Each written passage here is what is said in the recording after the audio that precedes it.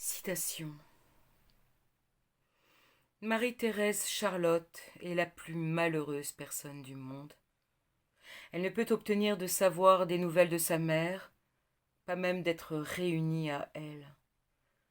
Quoiqu'elle l'ait demandé 1000 fois. Vive ma bonne mère que j'aime bien et dont je ne peux savoir des nouvelles. Ô mon père, veillez sur moi du haut du ciel. Ô mon Dieu, pardonnez à ceux qui ont fait souffrir mes parents. Écrits authentiques de Madame Royale, retrouvés sur les murs de sa chambre. Voici donc l'orpheline du Temple de Victoria Mass, paru le 26 mars 2025 aux éditions Albin Michel, 176 pages.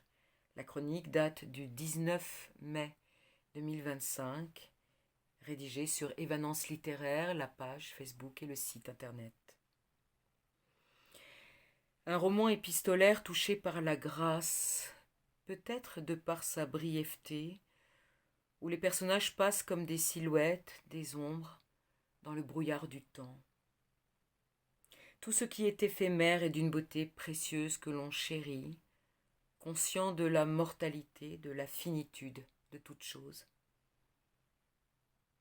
Un roman donc d'amour, où le narrateur raconte à sa tante de 1795 à 1820 son idylle non partagée, sa passion fidèle pour la fille de Louis XVI et Marie-Antoinette, enfermée à la prison du Temple, où il fut gardien. Cet amour ne le quittera plus jusqu'à sa mort. Ce faisant, il donne à voir un jeune homme qui peu à peu se transforme, se met à penser par lui-même, non plus poussé par la vindicte populaire contre la famille royale, mais comme un être de chair et de sang face à la figure même de l'innocence et de la féminité.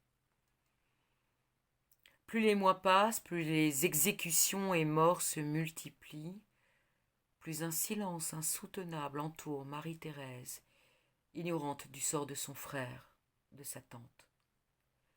Seule rescapée, dernière représentante royale, elle devient objet de dévotion, d'admiration. Victoria Mass nous fait alors le cadeau de scènes bouleversantes, décrivant cette foule, guettant la silhouette de celle qu'elle idolâtre ou aime, pour avoir été au service de la famille royale et l'avoir côtoyée pendant son enfance. Voilà la vérité absolue, le centre de ce récit.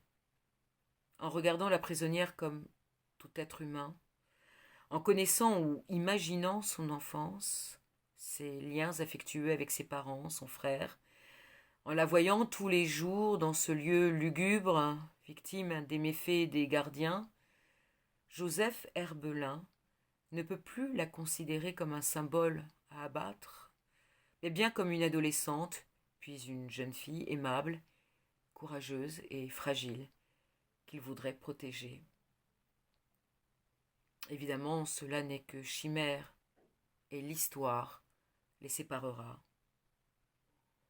Et si Et si la fin ne survenait pas à la libération de Marie-Thérèse? Et s'il y avait une autre suite à cette rencontre?